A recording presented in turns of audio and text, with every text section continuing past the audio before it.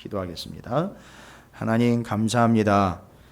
눈에 보이는 것 보고 눈에 보였던 것들을 걷어치우고 하나님의 것들과 하나님의 영광을 가려버리는 일이 없게 하여 주시옵시고, 우리가 보지 못했던 것이지만 분명히 존재하는 실체, 본체를 보게 하여 주시옵시고, 하나님의 말씀을 통하여 우리는 우리 눈에 봐왔던 것들과 우리가 오해하고 있는 것들로 인하여 그 꺼풀이 벗겨지게 하여 주시옵시고, 하나님의 나라를 온전히 바라볼 수 있기를 소망합니다.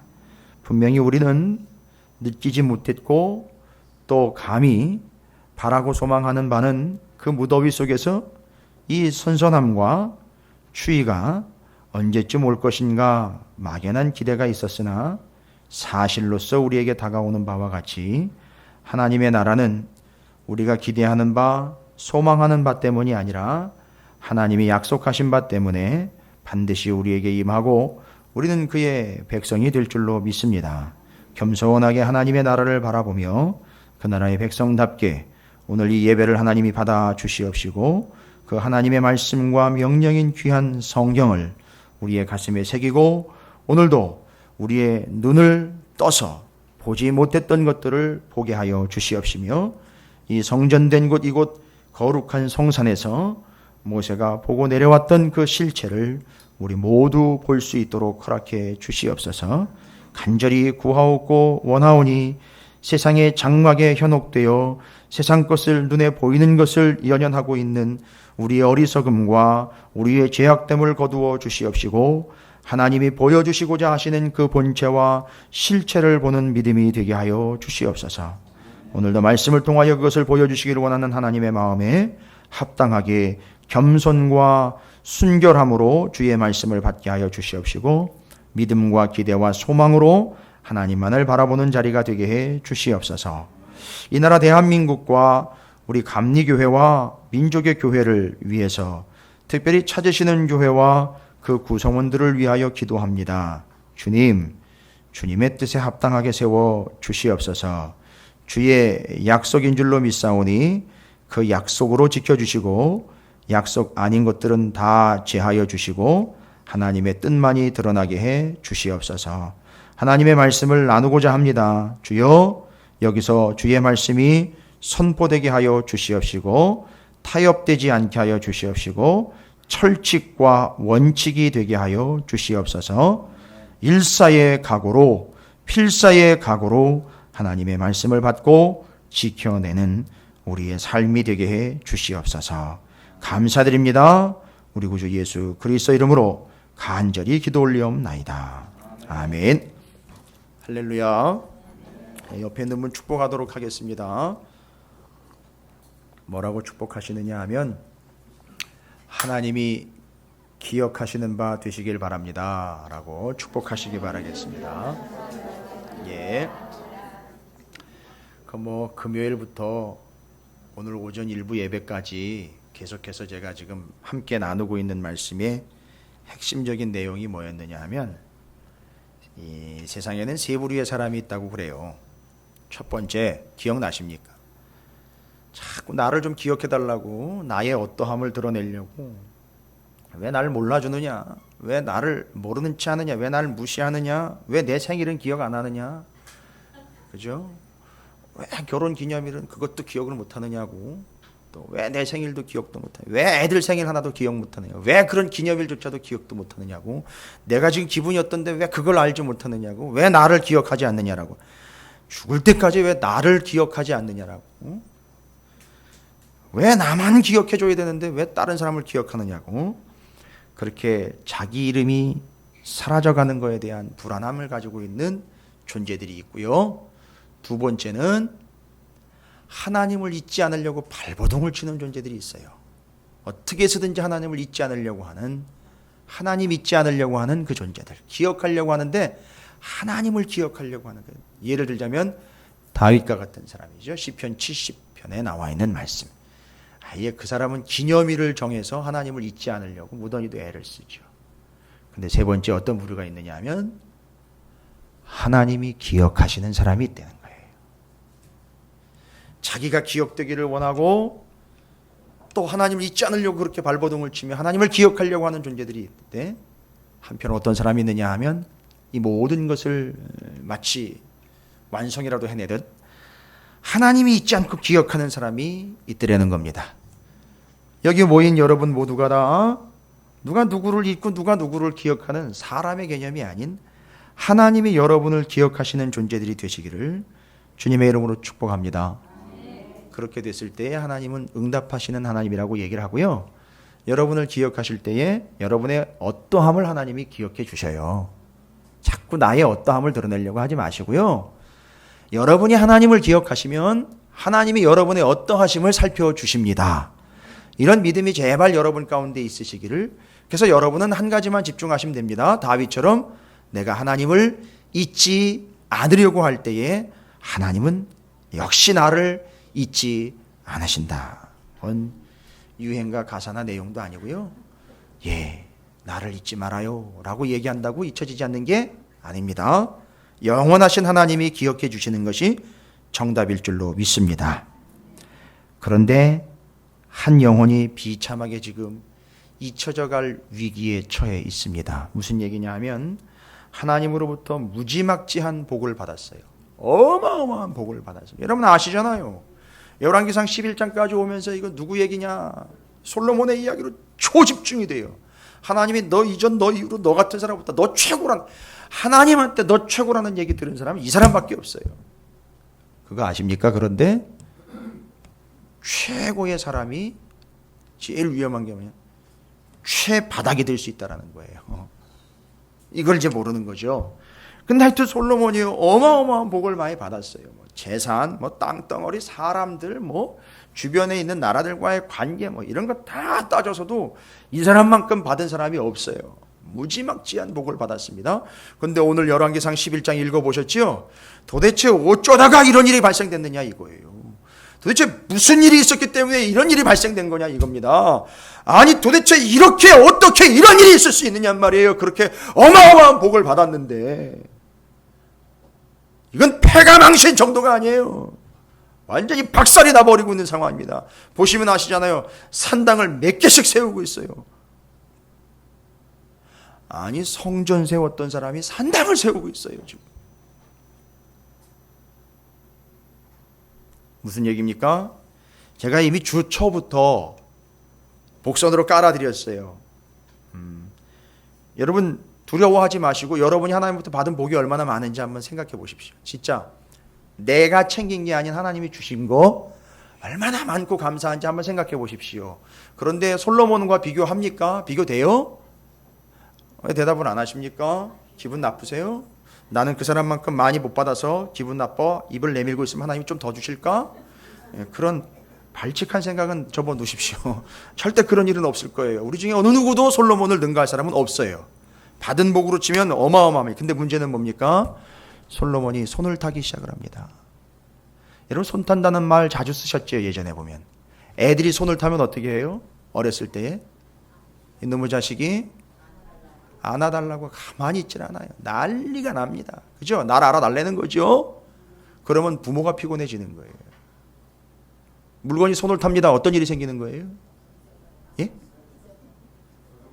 그렇죠. 맞아요. 잃어버렸다라는 것은 우리 측에서 좋게 해석해 주는 거죠. 손 탔다는 얘기는요. 도둑 맞은 거예요. 누군가 계속 가지고 가는 거예요. 여러분 그런 경험 해보셨어요? 아니 이건 하나님이 주신 건데 이상하게 밑 빠진 독에 물 박히시고 자꾸 빠져나가요. 손 탄 겁니다. 기억하세요. 하나님이 주신 건 맞지만 하나님이 주신 것에 손이 탑니다. 그럼 나도 모르게 빠져나가요.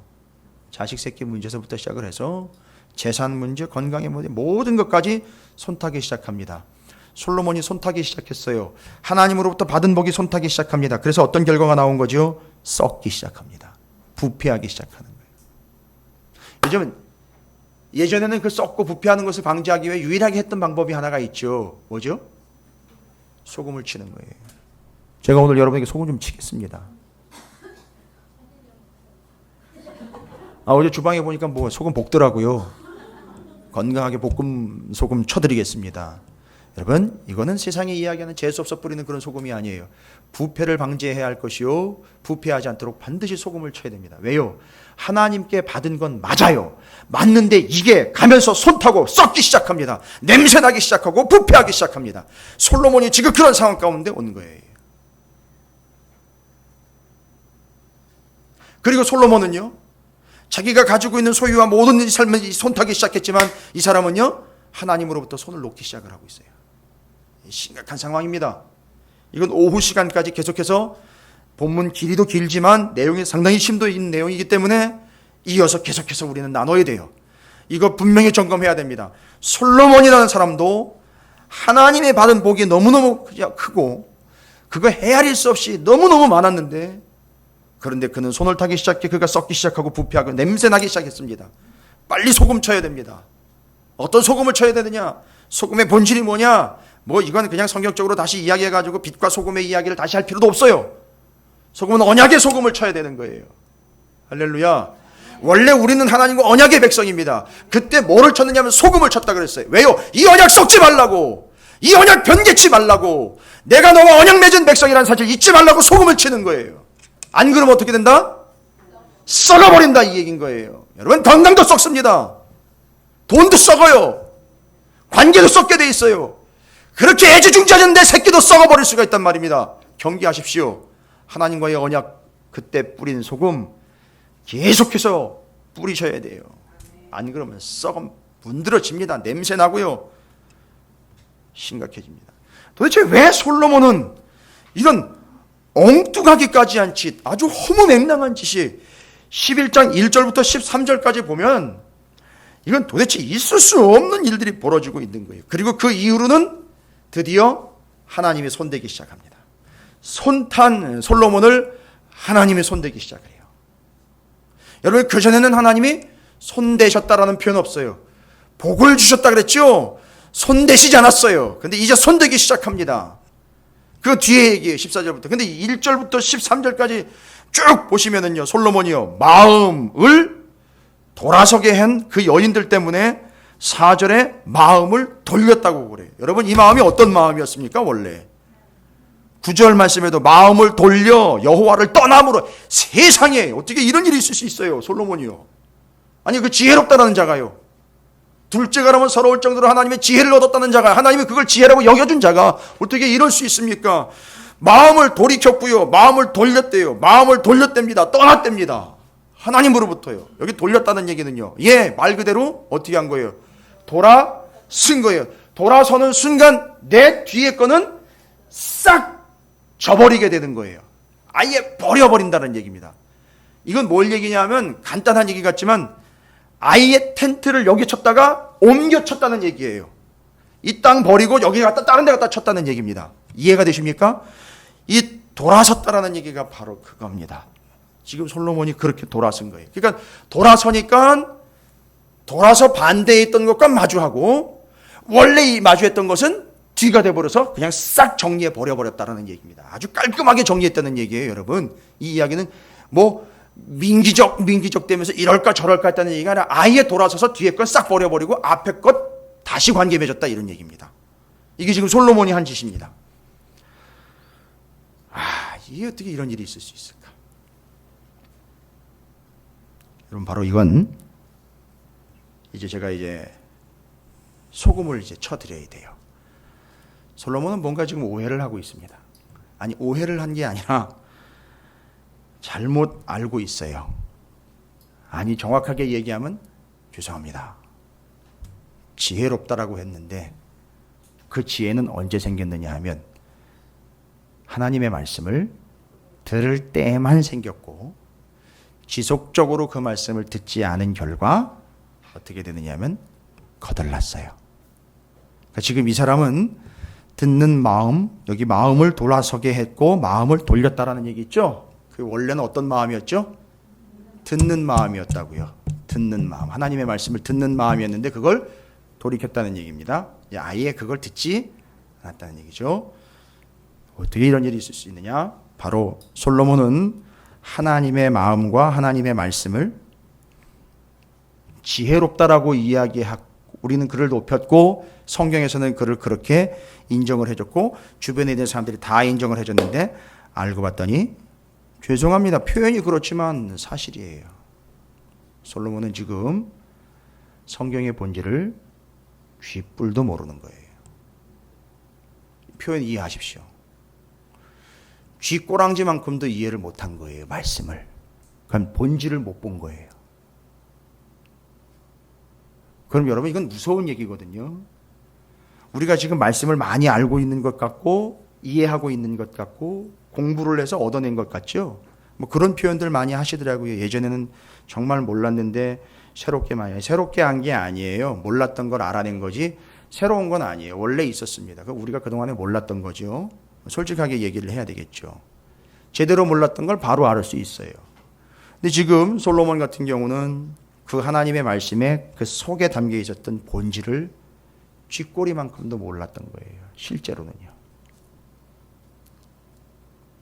그러니까 오늘 이 말씀을 여러분에게 전해드리면 여러분들도 참 낭망하실 수도 있을 거예요. 그러나 실망하지 마십시오. 왜냐하면 우리는 계속 하나님을 알아가고 있는 중이기 때문에 제대로 알면 되는 거죠. 또 저 같은 사람들이 있으니까 제가 도와드리면 돼요. 그럼 무슨 얘기냐면 솔로몬이요. 이게 언제부터 이런 문제가 생기기 시작했느냐. 자, 참 명확하고 분명하게 솔로몬이 이룬 업적은 뭐죠?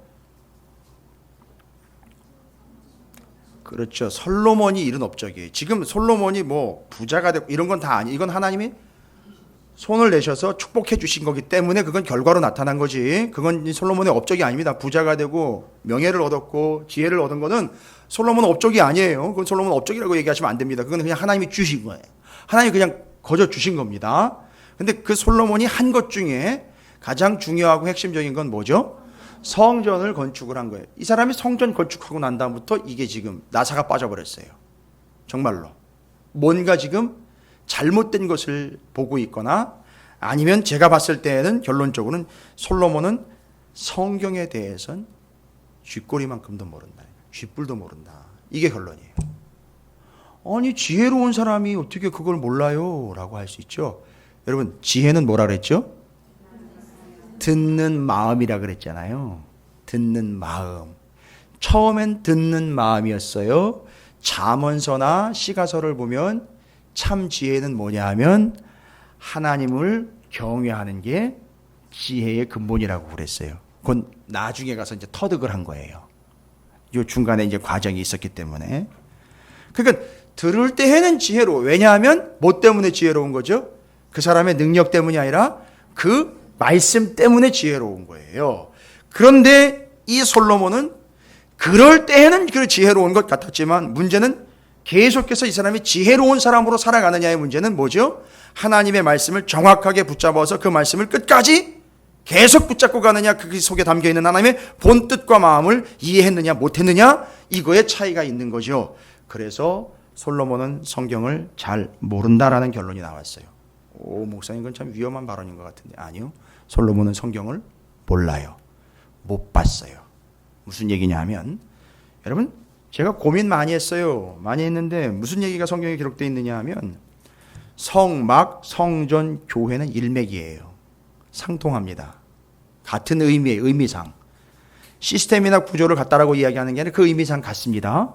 근데 성경에 보면 그 성막, 성전과 교회에 대해서 뭐라고 얘기를 하느냐면 참 고민되는 문제예요. 너무너무 고민되는 문제입니다. 이렇게 얘기를 합니다. 출애굽기 25장 8절부터 9절까지 그냥 들어보십시오. 적어만 놓으셨다가 중요한 거예요. 근거로 대드리는 말씀들은 상당히 중요한 거니까 적어 놓으셨다가 다시 한번 살펴보시되 지금은 제가 읽어드릴 테니까 그걸 여러분께서는 문제를 삼으셔야 돼요. 출애굽기 25장 8절부터 9절 내가 그들 중에 거할 성소를 그들이 나를 위하여 짓되 물은 내가 내게 보이는 모양대로 장막을 짓고 기구들도 그 모양을 따라 지을지니라. 이건 뭐 짓는 얘기죠? 성막 짓는 얘기죠. 성막을 왜 지라 그랬느냐 하면 모세가 알아서 짓겠습니다 한 게 아니라 하나님이 뭐 하기 위해서요? 그 목적을 다시 한번 봐야 되겠네요. 그러면 출애굽기 29장 46절에 하나님은 왜 성막을 지으라고 했느냐 하면 출애굽기 29장 46절 그들은 내가 그들의 하나님 여호와로서 그들 중에 거하려고 그들을 애굽 땅에서 인도하여 낸 줄을 알리라. 나는 그들의 하나님 여호와니라. 자, 그러면 중요한 건 뭡니까? 지금 솔로몬이 지은 성전을 이야기하다가 제가 느닷없이 성막 얘기를 하는 게 아니라 성막, 성전, 교회는 일맥이에요. 근데 성막을 왜 졌느냐 하면 버전 1이에요. 버전 1. 요즘 말로 말하면 버전 1이에요. 성전은요, 버전 2. 교회 버전 3라고 좀 얘기 드릴게요. 이해하기 쉽게.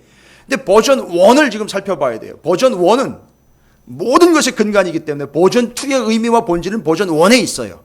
그렇죠? 근데 성막을 왜 지으라고 했느냐 하면 하나님이 뭐 하려고요? 그들 중에 거하기 위해서요. 아니, 다른 이유 없어요. 그냥 그들 가운데 내가 함께 있기 위해서요. 이해가 되십니까? 그리고 모세를 불러 올려서 시내산에서 하나님은 모세와 언약을 맺습니다. 그렇죠? 십계명 언약으로 언약을 맺어버려요. 그럼 이 둘의 관계는 뭐가 된 거냐 하면 집 짓고 같이 살자, 언약 맺자. 다시 한번요. 언약 맺고 그랬으니까 집 짓고 같이 살자. 뭔 얘기예요? 언약 맺고 집 짓고 같이 살자. 집 짓고 같이 살기 위해 언약. 맞습니다. 정답이에요, 권사님. 선물 드리고 싶어요. 선물 상자가 아직 있어요. 권사님 1번부터 32번까지 한번 골라놓으세요. 한번 번호. 예. 언약 맺고 집 지어 같이 살자. 이게 뭐예요? 결혼이에요. 그러니까 지금 하나님은 이스라엘과 뭐 하신 거죠? 결혼을 하시고 그 신혼 살림집으로 뭘 차린 거죠? 성막을 차린 거예요. 아우, 이제 좀 알아들으시는 것 같아요.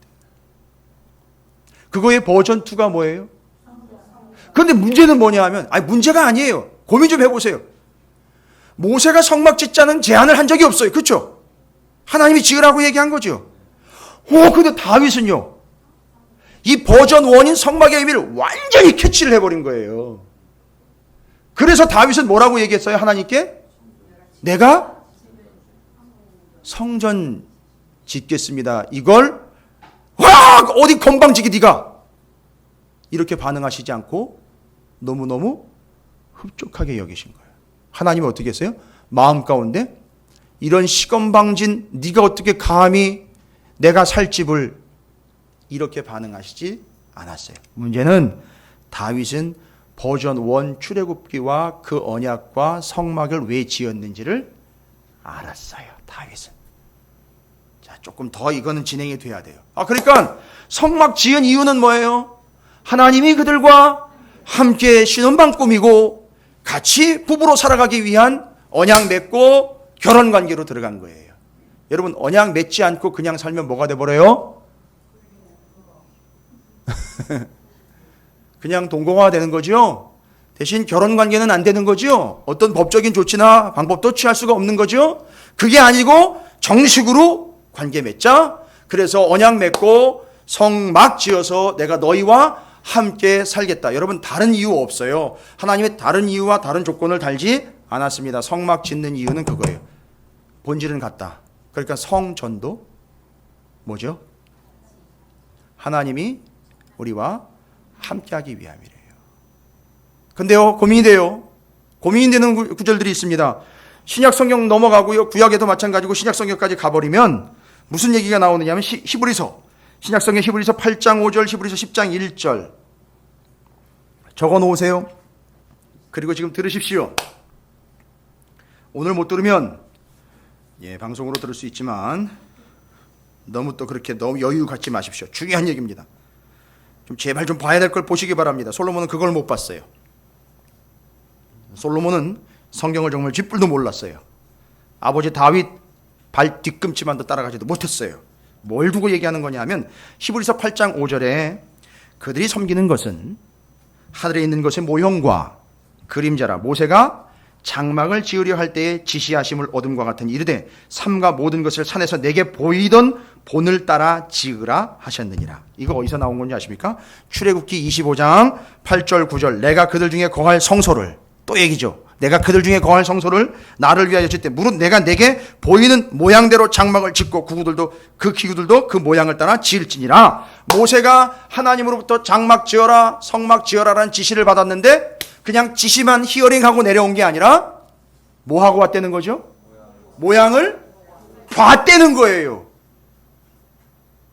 와우, 대단한. 여러분 별로 안 놀라시는데요, 모세가 하나님 앞에 올라가서 그냥 말씀만 받아가지고 그것만 듣고 온 게 아니라 뭘 하고 왔대요?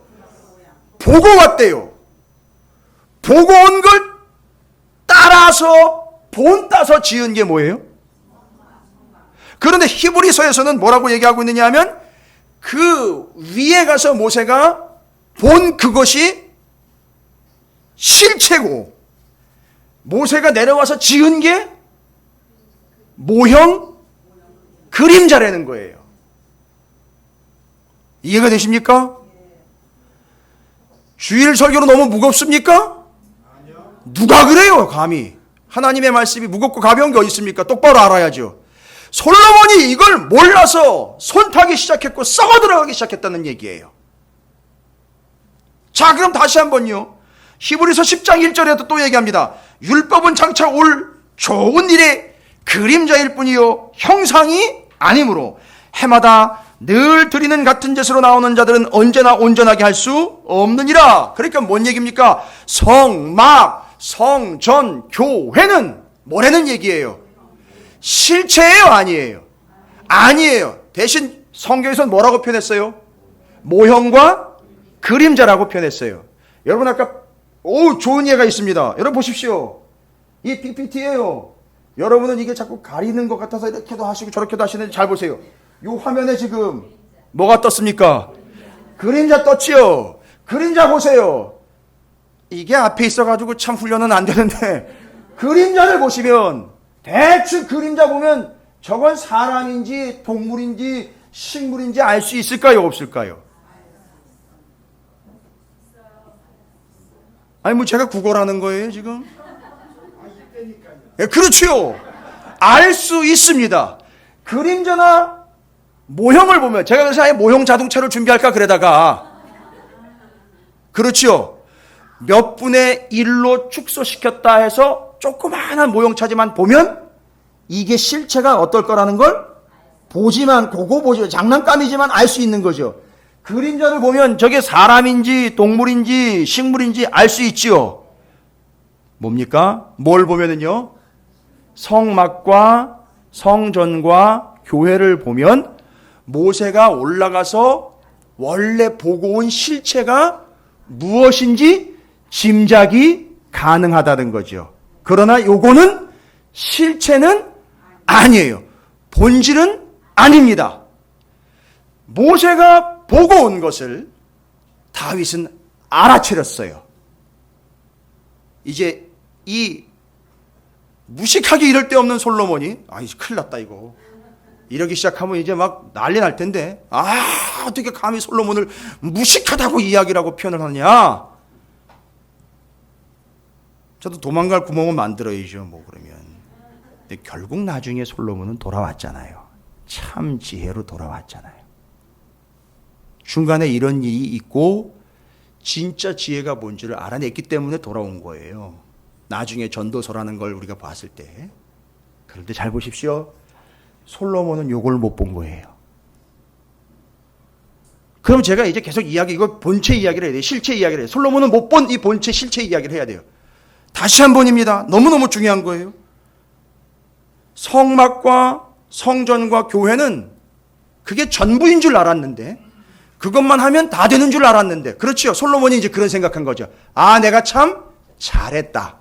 성과 냈다 했는데 그거에 집중하면 안 되고 그걸 보고 뭘 알아차려야 되는 거죠.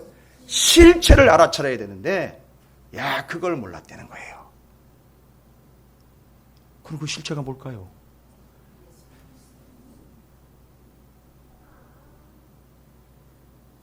어려운 얘기예요. 이거는 상당히 어렵고 힘든 얘기입니다.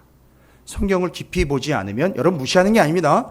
성경에 이렇게 숨겨진 듯 담겨 있는데 기가 막히게 거기다가 담아 놓으신 내용을 일일이 찾지 않으면 여러분 우리 정말 솔로몬 꼴 납니다. 교회요? 이게 전부가 아니에요. 이걸 통해서. 성전이요? 그게 전부 아니에요. 그걸 통해서. 성막이요? 그게 다가 아니라고요. 그걸 통해서 실체를 경험하고 실체를 알아먹으라고 주신 건데, 실체가 뭐냔 말이에요. 제가 지금부터 그 실체를 밝혀드립니다. 제가 얘기하는 게 아니에요. 성경에 나와 있어요.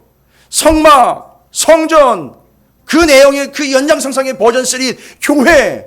도대체 그 실체는 어떻게 추정을 했느냐? 성경이 얘기합니다. 첫 번째 추정 가능한 그 실체의 모습은 민수기 3장 38절에 성막과 성전 이야기로 드릴게요. 성막, 특별히 성막은요, 성막 앞 동쪽 곧 회막 앞 해돋는 쪽에는 모세와 아론과 아론의 아들들의 진을 치고 이스라엘 자손의 직무를 위하여 성소의 직무를 수행할 것이며 외인이 가까이 하면 죽일지니라. 성막으로 들어가는 문은 반드시 어디에로 나 있습니까? 동쪽으로 나 있어요. 성막으로 들어가는. 지금 왜냐하면 성막에 들어가가지고 그 직무를 감당을 해야 될 제사장과 대제사장의 그 가문들이 어디에 있느냐 하면 그 회막 앞 동쪽에 있다라고 했어요. 그래서 거기서 출입하게 돼 있어요. 그러니까 반드시 성막, 성전은 동쪽으로 출입을 하게 돼 있어요. 이해가 되십니까? 그러니까 성막과 성전의 모습을 보면 실체는 지금 출입구가 어디로 돼 있다? 동쪽이 관건인 거예요. 이해가 되십니까? 동쪽이에요. 벌써 이것만 듣고도 뭔가 끼임새를 차리신 분들이 있어요. 참아주세요. 제발 잠깐 참아주세요. 얘기하지 마시고 제가 얘기할 때까지 다 참아주세요. 동쪽이에요. 동쪽으로 출입하고 동쪽에 출입구가 나 있어요. 동쪽 방향이에요. 두 번째, 에스겔서 47장 12절에 보면 이건요, 회복되는 성전에 대한 환상이죠. 에스겔을 통해서 성전이 다시 회복될 것을 보여주고 있는 모습인데 거기 뭐라고 내냐? 강 좌우 가에는 각종 먹을 과실나무가 자라서 그 잎이 시들지 아니하며 열매가 끊이지 아니하고 달마다 새 열매를 맺으니 그 물이, 그 생명수가 어디를 통하여 나오냐? 어디서부터 나오느냐면 성소를 통하여 나옴이라. 그 열매는 먹을 만하고 그 잎사이는 약재료가 되리라. 할렐루야. 그건 그 물이 어디로부터 시작이 된다는 겁니까? 성소, 성막, 거기서부터 생명수가 발원이 된다는 거죠. 물이 거기서부터 흘러나온다는 얘기입니다. 참아주세요. 아셔도. 근데 여러분 지금 저를 쳐다보는 모습이 근데 뭐 어쩌라고. 혹시 아시더라도 잠깐 참아주세요. 첫 번째는요, 출입구는요 반드시 동쪽이에요. 동쪽으로 출입하게 되어 있습니다. 그런데 더 기가 막힌 사실은 그 물이요, 생명수 물이 어디로부터 발원이 되냐면 바로 성소, 성막, 성전으로부터 발원이 되게 되어 있어요. 물이 거기서부터 시작된다는 얘기예요. 세 번째, 출애굽기 37장에 보면 우리는 이미 다 알고 있는 내용이에요. 성전의 기구들과 성막의 기구들을 다 보면 다 뭐로 다 쌓여 있죠? 금이에요. 금이에요. 다 금, 온통 금으로 뒤덮여 있어요. 죄다 금으로 뒤덮여 있고 그 금이 거기 널려 있는 거예요. 말하자면 그냥 금 덩어리들인 거예요. 이해가 되십니까? 세 번째, 제가 금으로 쌓여 있다라는 거예요. 끝으로 네 번째입니다. 출애굽기 26장 31절에 보면 성막을 짓고 난 다음에 지성소에서 성소를 바라보면, 또 성소에서 지성소를 바라보면 가로막고 있는 한 천이 하나가 있죠. 휘장입니다. 근데 그걸 지성소 안에서 봤을 때에는 민자예요. 지성소 안에서 성소를 보면 민자라고요. 그런데 성소에서 지성소 방향으로, 성소에서 지성소를 바라보면 거기에 뭐가 새겨져 있습니까? 예, 거기 26장, 출애굽기 26장 30절, 너는 청색, 자색, 홍색 실과 가늘게꼰 배실로 짜서 휘장을 만들고 그 위에 그룹들을 정교하게 놓아서라고 나와 있어요. 그러니까 천사가 새겨져 있는 거예요. 이 천사는요, 어디 있는 천사예요? 그 성소 안에, 그 지성소 안에 언약궤 위에 그 모양인 거예요. 근데 마치 휘장이 딱 덮고 있으니까 거기에 천사가 딱 새겨져 있으니까 모양새는 어떤 모양새인 거지요? 마치 천사가 지성소를 너 못 들어가, 함부로 들어가면 안 돼 라고 뭐 하는 것처럼 보이죠. 지키고 있는 것처럼 보입니다. 자, 제가 왜 이런 얘기를 지금 드리고 있는지 아시겠습니까? 뭘 추정해내려고 하는 거죠? 실체, 원형, 본체가 그러면 어떤 거냐, 이걸 알아내기 위해서 제가 말씀을 드리는 거예요. 이건 신학적이고 성서학적인 거예요. 성경적인 겁니다. 정리를 잘 하십시오. 그러니까 지금 첫 번째 문은 동쪽으로 나 있다. 방향은 동쪽이다. 두 번째, 거기서부터 뭐가 발원된다? 물이 시작된다. 세 번째, 온통 다 금으로 덮여 있다. 네 번째, 거기를 누가 지키고 있느냐? 천사가 지키고 있다. 그럼 제가 말씀을 드릴게요. 창세기 3장. 얘기하지 말라. 아우!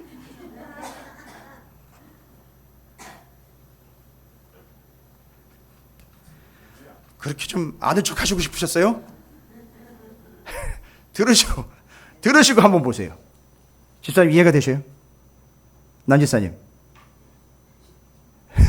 아주 꼴똘히 쳐다보시면서 집중을 하고 계시는데 감사합니다. 바로 그 모형이 비추어주고 있는 그 모습들을 보면 이게 짐작이 가능한 거잖아요. 그죠? 그래서 지금 봤어요. 그림자가 어떤 모양인지 지금 다 봤죠? 네 가지로. 이제 요거 볼 차례예요. 실체입니다. 창세기 3장 24절. 꼭 적어 놓으세요. 창세기 3장 24절, 창세기 2장 10절부터 12절. 꼭 적어 놓으세요. 꼭 적어 놓으십시오. 창세기 3장 24절에 뭐라고 나와 있어요? 이같이 하나님이 그 사람을 쫓아내시고 에덴 동산 방향은 어디입니까? 동쪽에 그룹들과 두루 도는 불칼을 두어 생명나무의 길을 어떻게 했어요? 모세가 뭐 본 거죠? 이거 보고 온 거예요. 가가지고 모세가 뭐 건축박람회 갔다 왔습니까? 아니요. 성경을 다시 보고 내려온 거예요. 모세 오경을 직접 본인이 기록했지만 뭘 다시 보고 창세기를 다시 보고 내려온 거라고요. 거기 누가 있죠? 천사가 있어요. 근데 지금 모형에 보니까 휘장에 누가 새겨져 있죠? 천사가 새겨져 있어요. 창세기 2장 10절부터 12절입니다. 강이 에덴에서 흘러나와 동산을 적시고 거기서부터 갈라져 내 근원이 되었으니 그러면 이 전 세계적으로 유명한 큰 강 그 네 개의 강 줄기가 어디로부터 시작됐다는 거죠? 에덴 동산에서 시작됐다는 얘기네요. 근데 아까 지금 우리는 얘기했죠. 에스겔서에서 그 생명수의 강이 어디서부터 시작이 됐다는 거죠? 성소, 성막, 성전에서 시작이 됐다는 거죠. 그렇죠? 여러분 뭐 인정 안 하셔도 저는 넘어가야 돼요. 이건 사실이기 때문에, 성경이기 때문에. 첫째 이름은 비손이라. 재미있습니다. 금이 있는 하윌라 온 땅을 둘렀으며. 금덩어리 땅이에요, 다. 그 땅에 다 뭐가 있어요? 금으로 가득합니다. 순금이에요. 그 땅의 금은 순금이요. 그곳에는 베델리엄과 호마노도 있습니다. 그것 말고도 다른 보석들도 있더라. 온통 다 금으로 쌓여 있는 거예요. 그러면은요, 모형을 통해서, 그림자를 통해서 실체를 추정해낸 결과 성막, 성전, 결국 버전 3인 교회는 무엇의 모형이었던 거지요? 에덴 동산의 모형이었던 거예요. 이해가 되십니까? 그러니까 모세가 올라가서 뭘 본을 보고 왔다라고 이야기했는데 하나님 뭔가 새로운 건축물을 지어놓고 보여주신 게 아니라 모세야 이리로 와봐. 이리로 와봐. 이리로 와봐. 내가 너한테 이스라엘 백성인 너희들과 내가 함께 살기를 원해서 지으라고 하는 건 이 성막인데 그거의 원래 본체의 실체의 원형은 뭐냐 하면 너도 알지. 창세기에 이미 나와 있는 내가 요거 만들고 싶은 거야. 이해가 되십니까? 뭐를 원하셨던 거지요? 에덴 동산을 건설하시기를 원하신 거예요. 정리되셨습니까?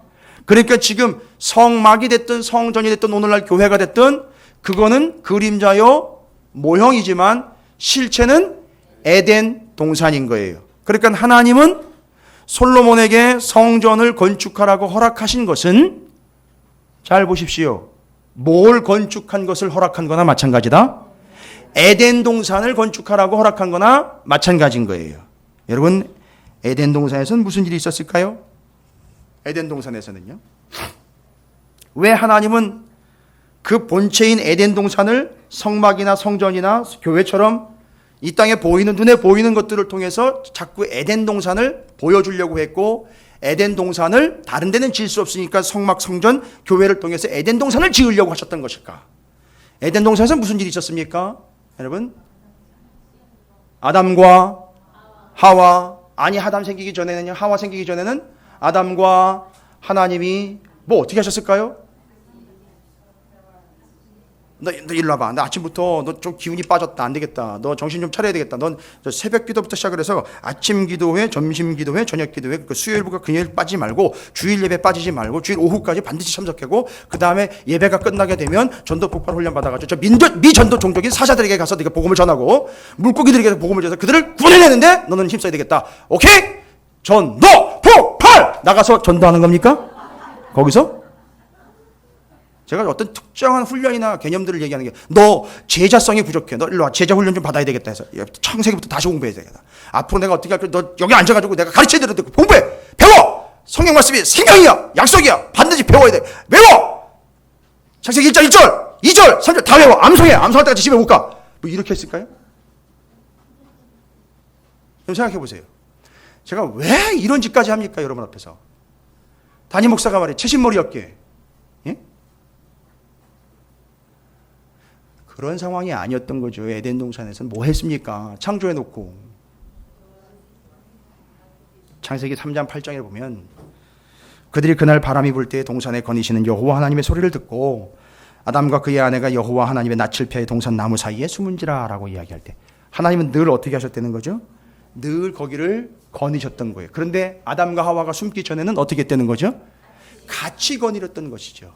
사자야 안녕, 새들아 안녕.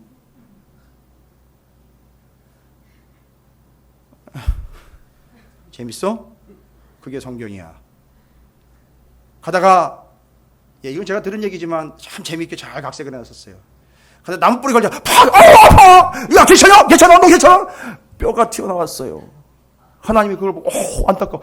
걱정하지 말아라. 싹 치료, 회복, 할렐루야. 거기서 뭐 했을까요? 거기서 하나님하고 아담이 뭐 했을까요? 거기서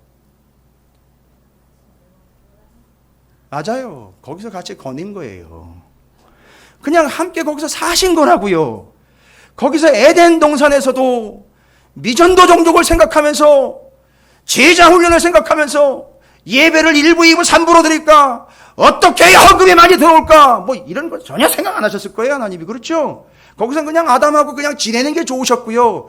그런 아담은요, 그런 하나님의 마음을 알았기 때문에 그냥 하나님하고 같이 있는 게 좋았을 거란 말이죠. 그냥 같이 사는 거예요. 제가 왜 이 얘기 드린지 아시겠죠? 그게 실체고 성막, 성전이 그거의 모형이라는 거죠. 그거 왜 지으려는 겁니까? 그러니까 다른 거 하지 말라고 그냥 난 너랑 같이 있고 싶어. 너랑 헤어지기 싫어. 너랑 아예 그냥 헤어지기 싫으니까 그렇죠. 여기 결혼하신 분들요. 그렇죠. 왜 결혼하셨어요? 당연하지요. 같이 있으려고 하는 거 아닙니까? 비용도 많이 들지요. 또 떨어져 있으면 또 보고 싶지요. 아침부터 전화기 붙잡고요. 계속 요즘 카톡 난리죠. 뭐 문자 하도 뭐 수시로 하고 전화도 하고 점심때 잠깐 짬내가지고 점심시간에 밥 먹어요. 퇴근 시간 맞춰가지고 둘이 만납니다. 만나가지고 저녁에 영화 보고 저녁 먹고 차 마시는데 12시가 넘도록 같이 앉아가지고 손은 놓지도 않고 붙잡으면서 계속 수다 떨다가 집에까지 데려다 줘요. 집에까지 데려다 주고 또 돌아다 주면서 오면서 차 타고 오면 전철 타고 오면서 통화를 계속 하는데 막 1시간 넘도록 통화를 하는 거예요. 그리고는 전화를 끊습니다. 자기야, 오늘 못한 얘기는 내일 해. 뭘 못해 다 해놓고서. 그러니까 뭐예요? 같이 있고 싶은 거 아니에요. 같이 있고 싶은 거. 그러니까 성전 교회는 본질이 뭐예요? 하나님이 우리와 함께하고 싶은 간절함 때문에 지어놓은 거예요. 근데 이놈은 솔로몬이 그걸 못 본 거예요. 그 본체를 못 본 거예요. 실체인 에덴 동산에서 아담과 하와가 함께 어울려 같이 살았던 그것을 여기다가 재현을 해가지고 나는 너랑 같이 살고 싶어.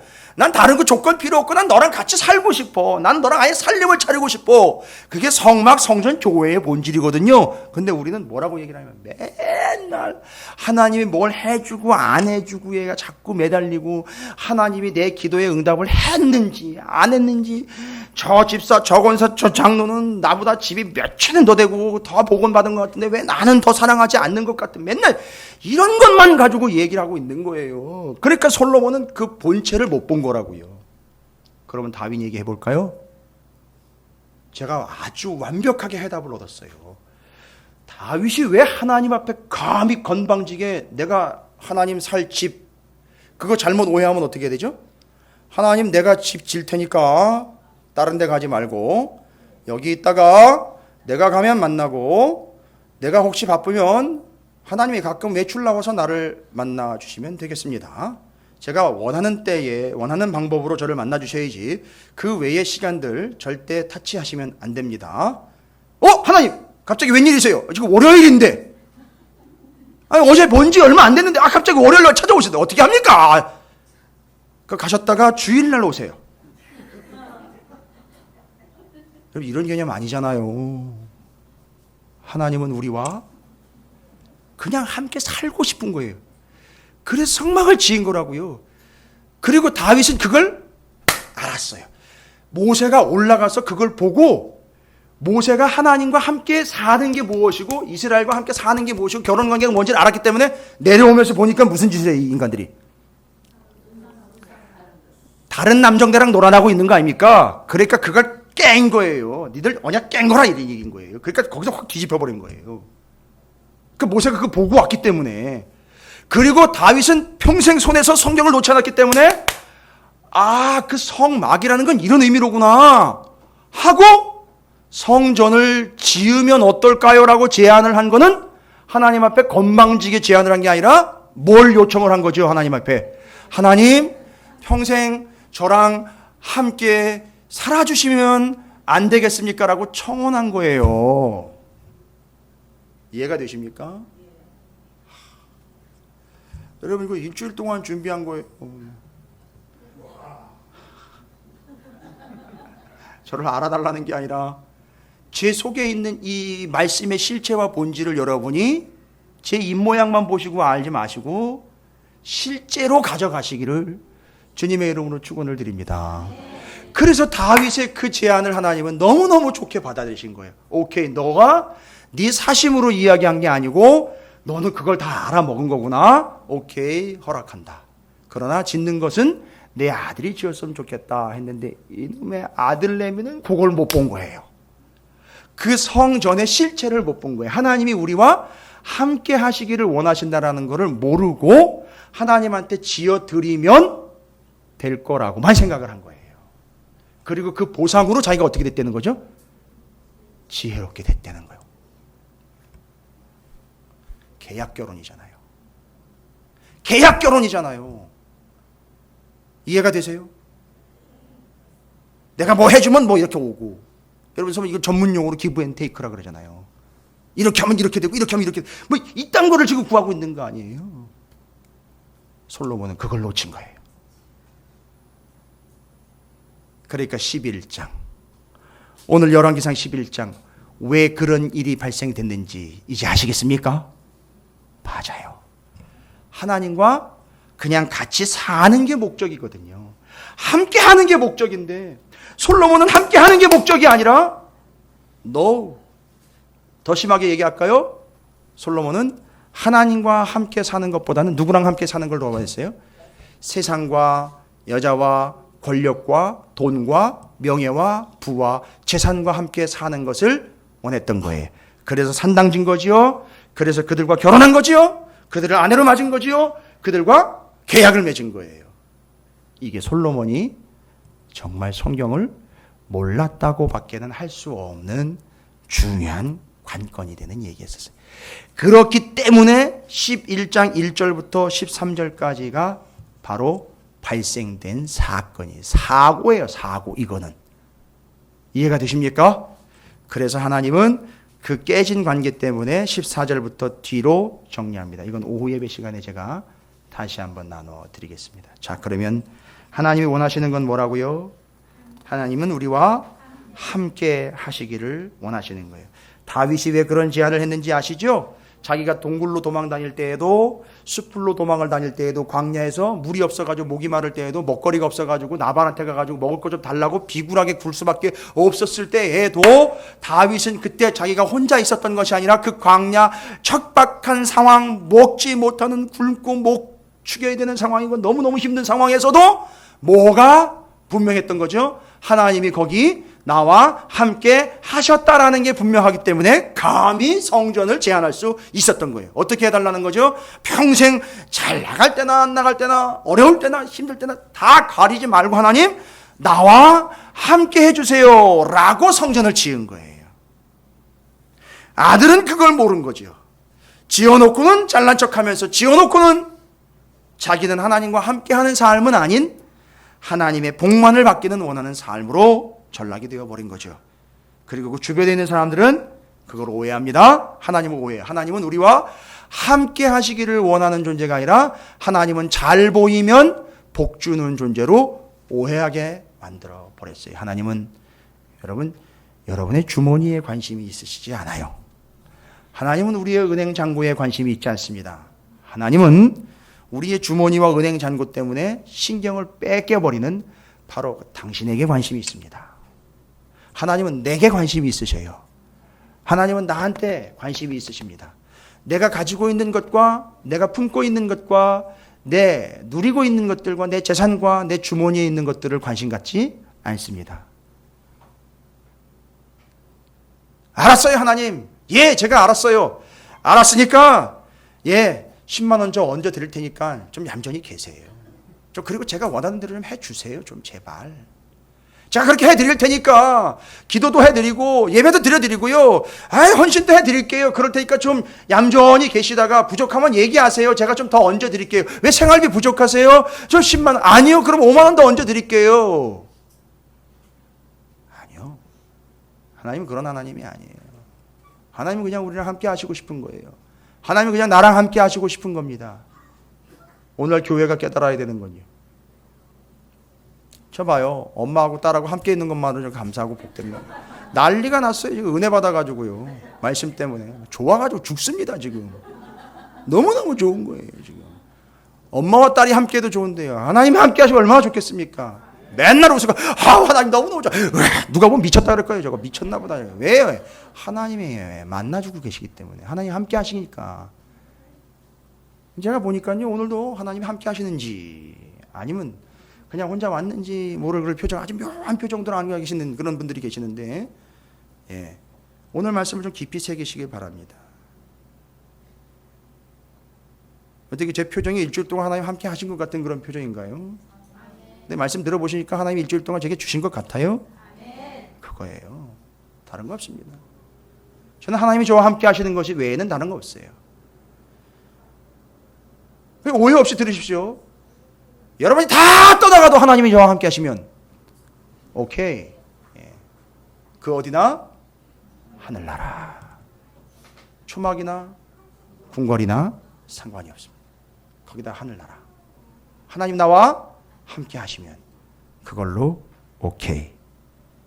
오늘 솔로몬의 아쉬운 이야기지만 솔로몬이 보지 못한 걸 우리는 봤습니다. 여러분, 하나님이 여러분과 함께 하시기를 원하십니다. 절대 여러분 등 돌리지 마시고 하나님만을 바라보시기를 바랍니다. 그 약속 언약의 말씀 놓지 마시기 바랍니다. 이제 처음에 드린 말씀 드릴게요. 그래서 솔로몬은 하나님이 함께 하신다라는 개념을 이해 못했기 때문에 자기가 받은 복들이 손을 타기 시작해 썩어가기 시작합니다. 부패하기 시작합니다. 이제 소금을 쳐야죠. 무슨 소금입니까? 말씀에 소금을 쳐야 되는 겁니다. 할렐루야. 어쨌든 말씀 붙잡고 사는 사람들은 썩지 않게 되어 있어요. 목사님 뭐 말씀 전해봐야 사람들 안 바뀌던데요. 안 바뀌어요. 기대도 안 해요. 안 바뀌는 게 두 개 있대죠. 첫 번째 그놈의 성질머리하고 두 번째 목소리 톤이 안 바뀐대요. 늙어서 목소리는 쇠해져도 마치 지문처럼요.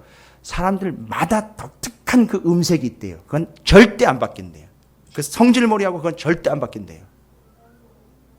그러나 하나님의 말씀은 바뀌고 안 바뀌고가 아니라 그 사람이 썩는 거는 막을 수 있다는 거죠. 할렐루야. 어쨌든 하나님의 말씀 속에 담겨있는 실체를 보지 못한 솔로몬이 썩어가고 있다는 사실이에요. 그 실체인 에덴 동산 하나님이 함께 하시기를 원하시는 그 본체를 확인하지 못한 솔로몬이 썩어가고 있고 부패하고 있다는 사실, 냄새나고 있다는 사실을 잊지 마시기 바랍니다. 옆에 있는 분 축복하십시오. 두 손을 꼭 잡고 축복하세요. 나는 있는 건 싫어도 하나님과 함께 하시길 바랍니다 라고 축복하시기 바라겠어요. 하나님이 함께 하시길 바랍니다. 하나님이 함께 하시는 영혼입니다. 할렐루야.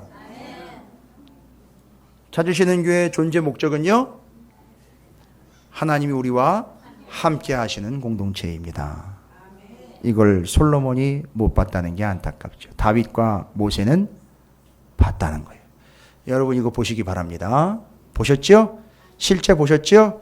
교회는 그래서 하나님이 함께 하는 것이 주 본분이고 목적이고 모습, 모양, 실체라는 사실 잊지 마시기를 주님의 이름으로 축복합니다.